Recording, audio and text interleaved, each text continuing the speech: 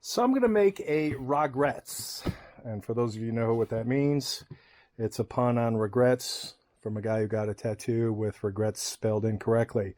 So do I have Ragrets for my VEVOR lathe? And here is my box full of parts in my ongoing attempt to replace this spindle bore, which I honestly don't know how, I'm going to get the one that's in there out if this bearing is pressed, which I'm going to guess it probably is because, this bearing was pressed in. So I don't know how that's going to be user replaceable.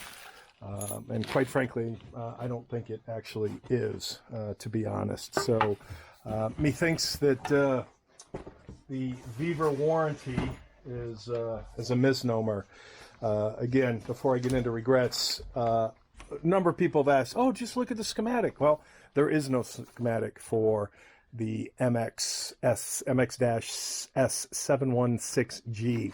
No schematics anywhere online. So I started poking around to see if there were other lathes, and specifically VEVOR lathes, that had schematics. And I found this older WM210V-L because it had common parts.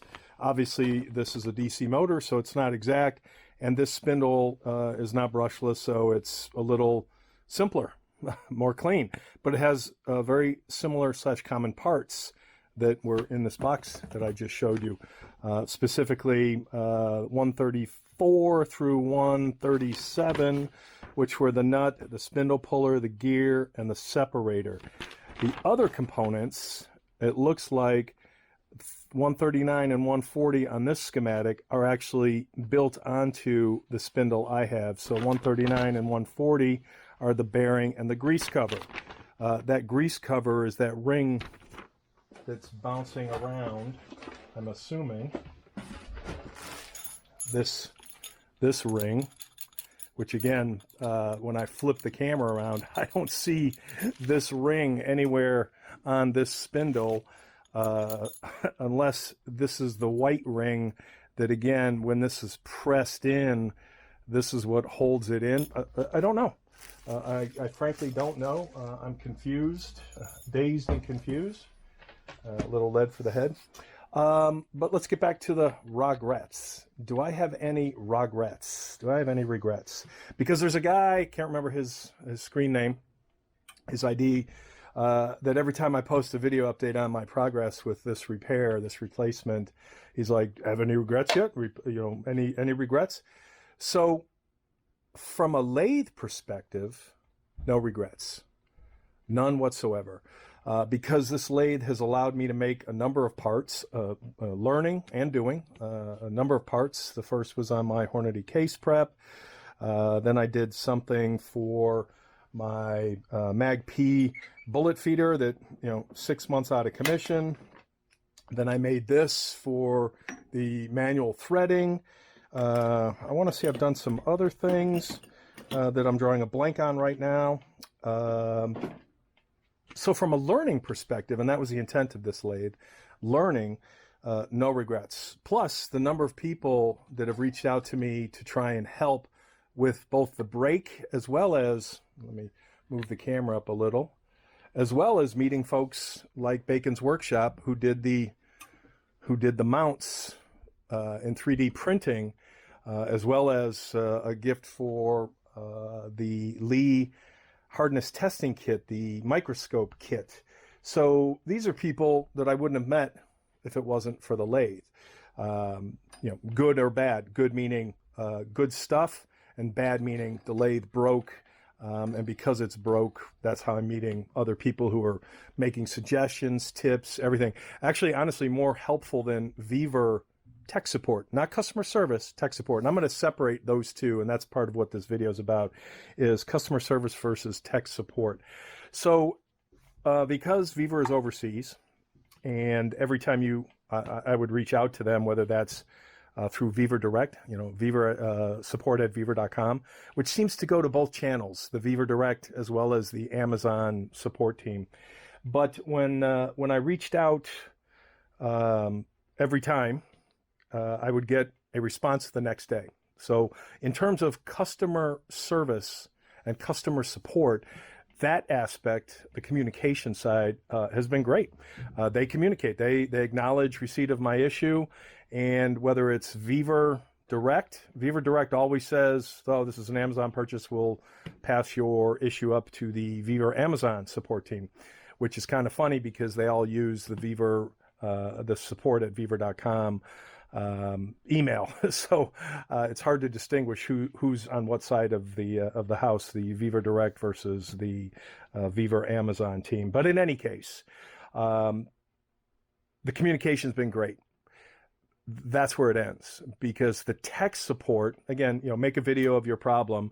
I did, put it, uploaded it, and that's why they sent this spindle bore. No instructions, no tools. Needed to probably buy this anyway. No, nothing. So, it's kind of like if your car breaks down, you take it in for repair, and they come out and hand you a bunch of parts and say, this is what we think is wrong, so here, go fix it. So it's not really a warranty at this point for me. It's more of a parts warehouse that they ship from China, guesstimating that that's your problem. Again, no instructions, which I think is horrendous. No schematic, which I think is terrible as well. But again, that's part of the get what you pay for when you buy this particular lathe. So again, down the regrets path. Do I have regrets for this lathe? Absolutely not. Do I have disappointment in the customer service, especially on the tech/engineering side for the warranty support? Yes, I absolutely have disappointment there. But since this is still openish, which is another issue. By the way, when you open up a case with VEVOR support, if you don't respond to their automated survey, did this help you? Did this help you? They will close your case, which I found out they did today. So I have an open question, which yesterday they told me they'd get back to me within 72 hours. One email said 72 hours. Another email said 24. And then later today, I got the, how did we do? Your case has been closed/resolved. I'm like, wow, that's interesting because I didn't close it. So always answer no, it didn't to that automated email.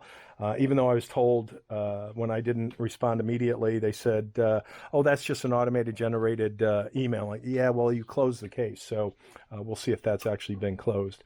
But from a cost perspective, nobody can touch this lathe for what it offers at this price point.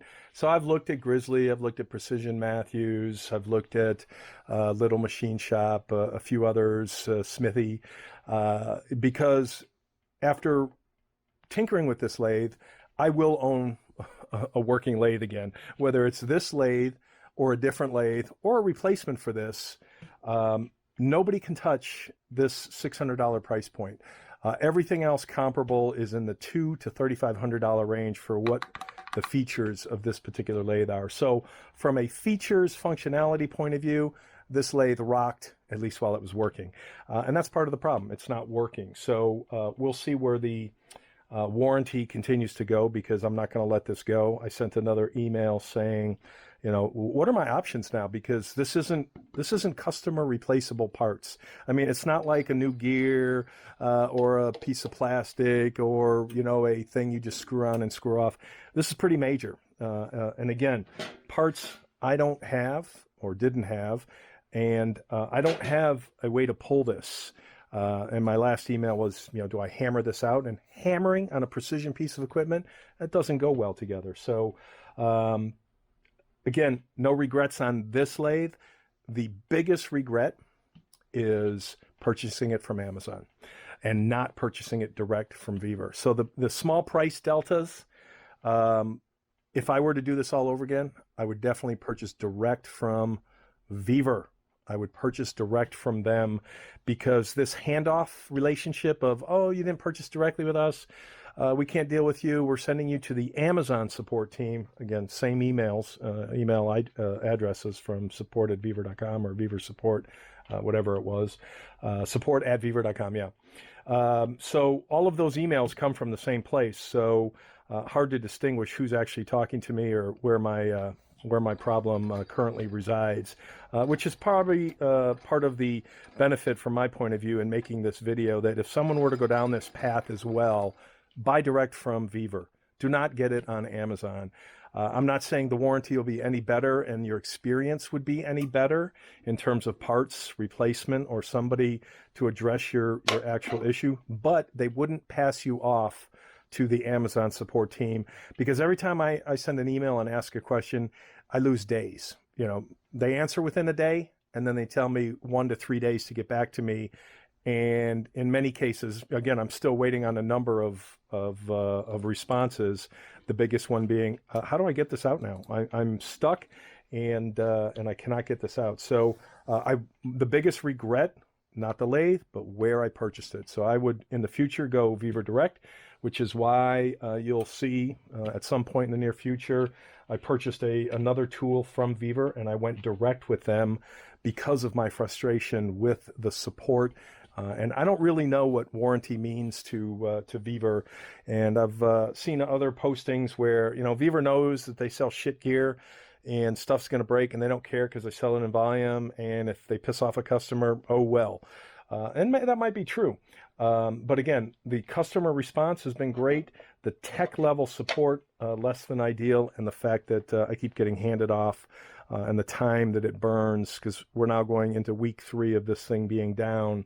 And that's really frustrating because, you know, if there weren't other things like the mini mill to take my mind off it, I'd be more pissed off than I currently am. So that's a bummer. And, you know, it kind of is what it is. But love the lathe, love the features when it was working. And I've got an investment in it with the tools as well as the upgrades, the DRO, the quick change post, all the other little miscellaneous stuff. So I will have another mini lathe, whether it's a VEVOR again or some other brand. And again, I have a big problem spending $2,000 on a $600 mini lathe. So the other manufacturers, again, same manufacturers, other rebranders like a Little Machine Shop, a Grizzly, a Smithy, all of them selling the sub $3,000 mini lathes in this category, you know, 0 to 2,500 or 50 or 150 to 2,500 RPM, you know, 8x16, 7x16, 7 by, you know, whatever. That size, this size mini lathe, they're all made in the same place, probably by the same company, different spray paint, different names, different whatever. But I'm thinking it's kind of all the same gear. And again, no regrets on buying the lathe and going down the machining path. I think it's been a great experience, lots of learning. Things I've done that I never knew I was going to do or know I'm going to do in terms of future fix. So we'll see where this takes us. But lathe, no regrets. Purchase path, regrets. Should have gone to VEVOR Direct and will. So if I repurchase a lathe like this, depending on where the warranty, the 12-month warranty, which I don't really believe is a warranty. I think that's a misnomer. We'll see where that goes. But I would purchase direct. I wouldn't get it from Amazon if I was doing this all over again. So that's my Ragrets video. And you know there's more to come as we continue to figure out what's going on with this thing to fix it. That is it for now.